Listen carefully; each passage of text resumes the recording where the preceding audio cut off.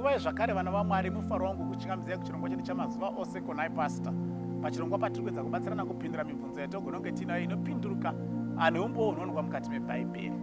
Mubvunzo watira kupindura panapa nhasi wakabvunzwa wakauya uri muchirungu tikaupindura kuchirungu, asi tauisa zvakare kushona kuti tibatsirewo zvakare vamwe vanogona kunge vasingazonyatsonzwi chirungu. Unotiwo pastor nditsanangurireiwo Varoma 10 vhesi ya4 ndo mubvunzo wacho. Nditsanangurireiwo Varoma 10 vhesi ya4. Romans 10 verse 4, for Christ is the end of the law for righteousness to everyone who believes. Kristu ndiye mugumo omurayiro kune vose vanotenda. Saka izwi rinowanzokonfyuza vanhu ipapa ndere Kristu ndiye mugumo omurayiro. Saka vazhinji vanonzwa sekunge pari kunzi Kristu akagumisa murayiro. Zvakatosiyana kuti Kristu ndiye mugumo omurayiro nekuti Kristu akagumisa murayiro, zvinhu zviviri zvakatosiyana. Mukaenda kururimi rwacho rwakanyorwa narwo chibhaibheri rwechiGreek kuNew Testament, izwi riri kunzi the end of the law, end ndi telos, okay? Telos gar nomo Christos, telos gar nomo Christos, for Christ is the end of the law. Saka telos haarevi kuti ended.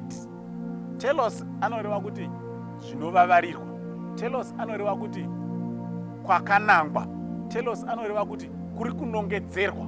Telos anoreva kuti kuri kushuvirwa kusvika. Ndo zvinoreva telos. Saka Christ is the telos of the law. Kureva kuti Jesu mutemo uri kuvavarira kusvitsa vanhu pana Kristu. Mutemo uri kunanga kuna Kristu. Mutemo uri kunongedza kuna Kristu. Mutemo uri kuperekedza vanhu kuti vasvike pana Kristu.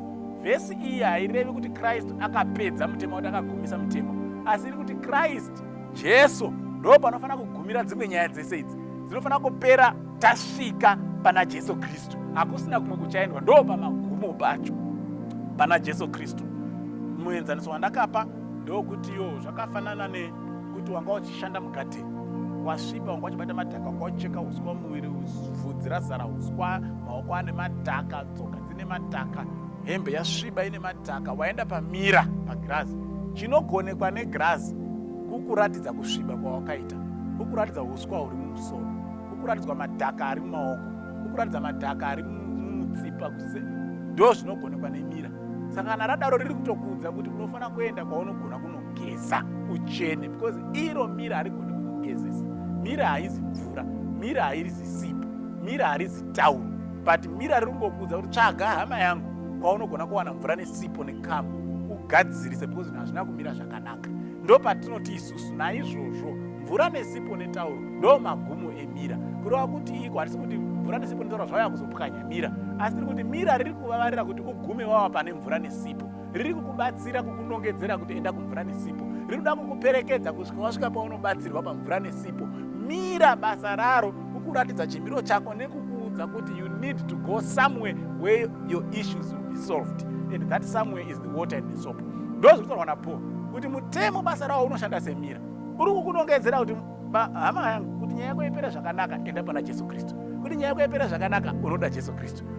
Tarisawo uri mhombwe, uri mbavha, you need Jesus Christ. Saka basa remutemo kugumisa munhu pana Jesu Kristu. Basa remutemo kufamba newe kusvika pana Jesu Kristu. Kana wakusvitsa pana Jesu Kristu, hakusina zvekumwe kuchaendwa. Tasvika pamagumo, ndo panopedzwa nyaya dzako. Ndo zviri kunzi naPaul, Kristu ndiye mugumo wemurayiro, Kristu ndiye full stop yemurayiro, Kristu ndo panopedzwa nyaya dzatangwa nemurayiro. Pana Kristu ndo pari kuvavarirwa nemurayiro kuti iwewe usvike. Pana Kristu ndo pari kuvavarirwa nemutemo kuti uende, because mutemo basa rawo kungokuudza kuti uri mbavha, unonyepa, unotyura Sabata, but haugoni kukubatsira kuti ubve mune zvese izvozvo. Asi kana waapana Kristu waakugona kubatsirika, then toti isusu nyaya yapera, Jesu anogona kuuya utitora toenda kumusha. Beyond Jesus Christ, there is no other point where we can be helped for our weaknesses. That's why Paul is saying he is the telos. He is what the law ultimately aims to take us to. Those who are Paul, Amen.